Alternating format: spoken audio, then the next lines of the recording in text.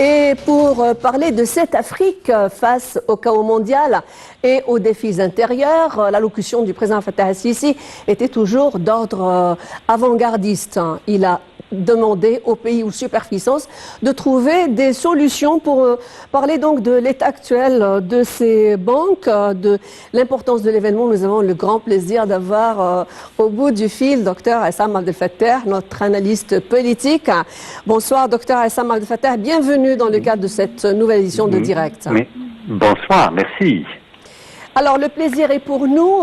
Aujourd'hui, l'Afrique se passe après, je veux dire, elle relève d'énormes défis, à commencer par la situation je veux dire, pandémique, les problèmes économiques liés à la guerre russo-ukrainienne. Le président Fattah al-Sisi a demandé aux superpuissances justement de trouver un financement pour ces pays africains. Quelle est l'importance du message du président ? Il est vrai qu'il y a actuellement une série de réunions qui se tiennent actuellement à la capitale administrative et on a vu le président Abdel Fattah al-Sisi qui a fait aussi une intervention importante et aussi l'intervention du gouverneur de la Banque centrale égyptienne ainsi qu'aussi le président, et ça c'est très important, le président l'Afrique Exim Bank.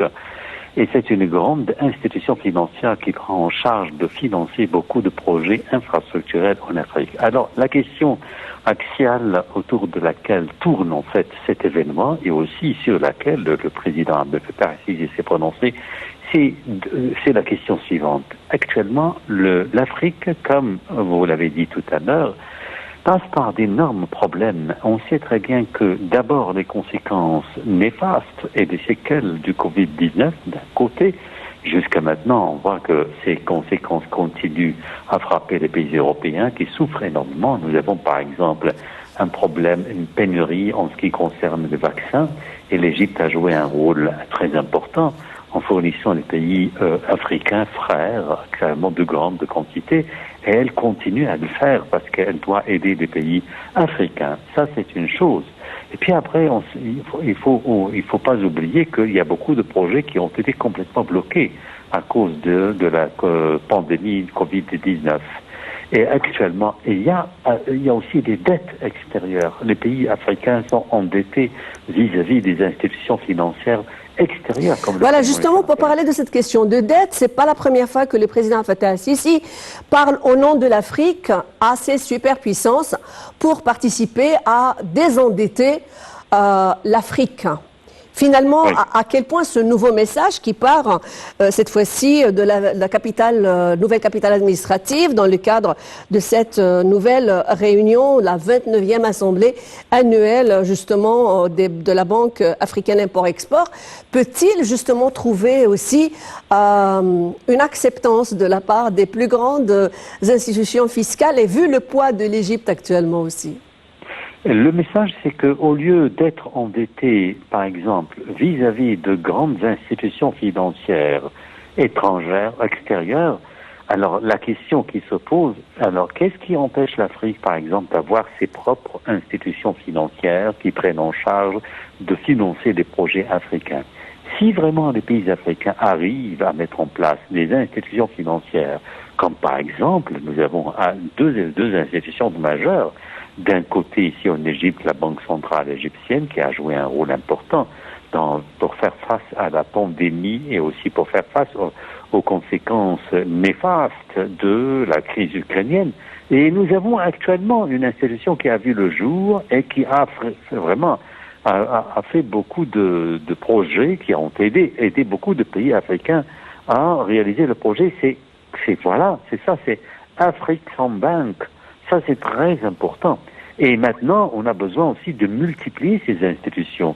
Regardez à titre d'exemple, cet exemple a été évoqué pendant les réunions. L'Égypte, à titre d'exemple, importe de la viande du Brésil. Alors, qu'est-ce qui empêche, par exemple, le fait que l'Égypte pourrait toujours importer de la viande d'un pays africain, étant donné qu'il y a beaucoup des ressources animales, des ressources naturelles en Afrique. Vous savez pourquoi? Parce que c'est ça la question très importante.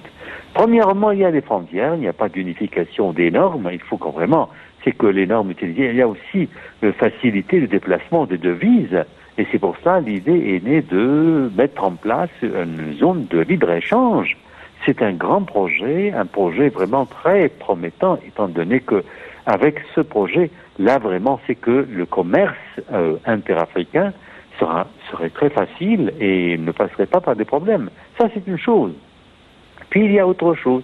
Les conséquences de la crise, nous avons ici la crise ukrainienne. La crise, par exemple, en ce qui concerne les denrées alimentaires. Oui. Étant donné que ça, c'est les conséquences qui sont abattues sur l'Afrique. On sait très bien que beaucoup de pays africains, même l'Égypte, on sait très bien, dépendent enfin du blé, des céréales provenant de l'Ukraine et de la Russie. Et maintenant, alors, la question qui se pose, est-ce que la terre africaine, actuellement, ne peut pas produire des céréales? C'est ça la question. Alors maintenant, il faut encourager le commerce interne entre les pays africains. Oui. Il faut aussi faire face au problème de la désertification, parce qu'il y a une pénurie en eau. Et vous voyez, il y a beaucoup de problèmes et que les pays africains disposent d'énormes ressources qui leur permettent de résoudre ces problèmes, de surmonter les obstacles. Et peut-être de participer également à cette, aussi sur le plan planétaire, de la régie de cette crise. Je rappelle qu'il y a un autre mot qui a été trop fort dans le discours du président aujourd'hui. Il a dit que les pays africains doivent mettre au point des mécanismes, des étapes tangibles pour réaliser le rêve du développement de l'Afrique. Finalement, à quel point le président Fattah Sisi, après que l'Égypte était à la tête de l'Union africaine, et puis avec toutes les étapes franchies, quand l'Égypte a été porte-parole de cette Afrique sur tous les plans, le plan diplomatique, dans les instances économiques, internationales, de conflits, etc., à quel point finalement lui-même a participé, l'Égypte a participé à ce que ce rêve de développement devienne une vraie réalité. L'Égypte n'a jamais cessé d'aider les pays africains, à titre d'exemple les entrepreneurs, parce que cette question a été abordée. Les entrepreneurs, les hommes d'affaires, et ici les investisseurs, là vraiment se trouvent partout dans les pays africains pour réaliser de grands projets infrastructurels. À tous les niveaux, non seulement au niveau éducation, mais il y a aussi dans le secteur sanitaire, à titre d'exemple, et secteur universitaire, secteur sanitaire, et même en ce qui concerne l'agriculture, il y a beaucoup d'agronomes égyptiens. Actuellement, on peut dire que l'Égypte a montré une disposition majeure à aider tous les pays africains à leur fournir tous les investissements, tout le savoir-faire.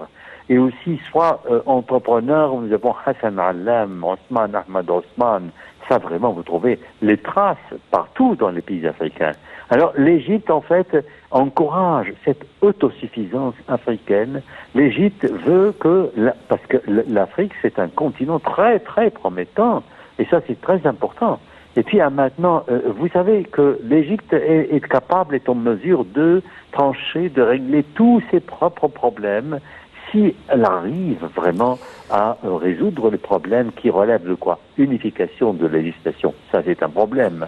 Et vous savez aussi, en ce qui concerne les normes, les frontières, est-ce qu'il est facile, par exemple, de voir un commerce actuellement, commerce entre les pays africains? Actuellement, il y a des obstacles, mais ils peuvent vraiment relever ces obstacles. Alors, il y a une autre question qui est aussi d'importance justement pour ce continent, pour réaliser ce rêve, je veux dire, pour que le visage de l'Afrique devienne en réalité au niveau de ses aspirations et son potentiel. À quel point il y a une réaction positive de la part des instances financières internationales. Nous avons vu comment l'Égypte a demandé à l'Afrique que cette question de vaccination soit propagée pour aider les pays africains à avoir des doses. La réponse maintenant de ces instances financières internationales vis-à-vis de cette Afrique, qu'est-ce qu'ils vont présenter à cette Afrique?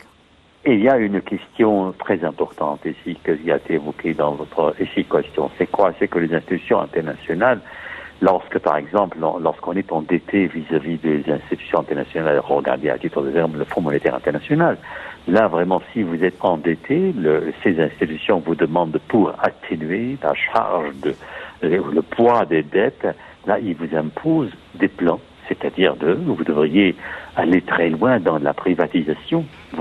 Et parfois, la privatisation Et aussi, c'est-à-dire que les taux d'intérêt, les taux de d'intérêt ont beaucoup augmenté.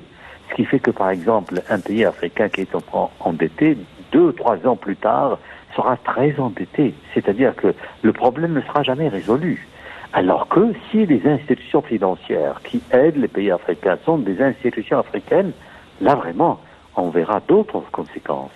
Ça veut dire que les pays africains doivent arriver à ce stade où ils n'ont plus besoin de se tourner vers les institutions internationales, étant donné que les restrictions sont infernales, sont dramatiques. C'est-à-dire que jamais un pays africain, par exemple, établit des rapports ou bien a emprunté, a contracté des dettes, à titre d'exemple vis-à-vis du Fonds monétaire international, et jamais elle n'a pu sortir de cette impasse. Alors que si les institutions financières sont enracinées en Afrique, sont des institutions africaines, là vraiment, et avec la coopération, la solidarité entre les pays africains, là vraiment, il n'y aurait pas ces problèmes. C'est quand même beaucoup de grands efforts élogieux. C'est aussi un début je veux dire, d'espérance dans le développement pour cette Afrique tellement défendue par le président Fattah al-Sisi et toute la République arabe d'Égypte.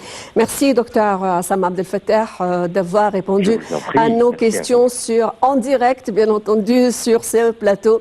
Nous allons vous avoir très, très bientôt. Merci à vous.